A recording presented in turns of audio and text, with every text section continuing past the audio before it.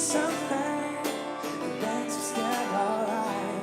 This could be nothing, but I'm willing to give it a try. Meet James Morrison. The British singer-songwriter is only 22 years old, but already he is a major hit in the UK and across Europe, and quickly gaining momentum here in the US. Think about for a second, where were you 3 years ago? 3 years ago, so I was a van cleaner, I was washing vans, I was carpet fitting. So this is a little change of pace. Yeah, definitely. Please give me something, something I might know my heart.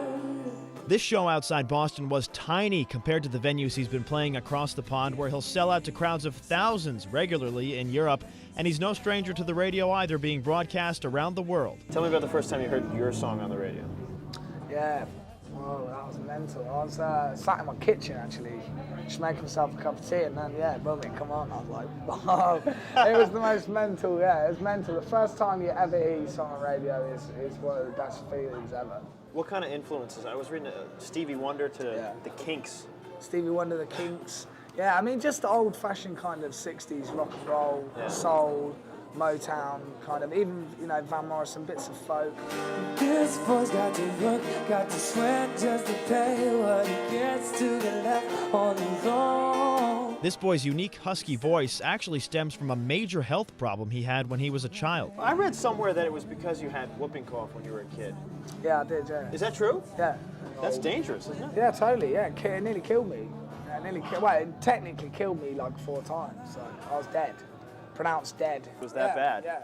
And it affected your voice? Yeah, I've got a bit of a husky voice, but I feel like most of my voice comes from, you know, my passion, what I feel when I'm singing. And it's his passion for music that kept him away from bad things like drugs, something he can't say of several of his friends. And Undiscovered was for my mate. I mean, I knew him since I was 3. He's off it now, actually, which is really good to hear. Yeah, he's off it. You know, I wanted to write a song that would be positive, like, you're not lost, mate. You're just undiscovered, you know. And I kind of like the optimism of that. You see the look that's on my face. You might think I'm out of place.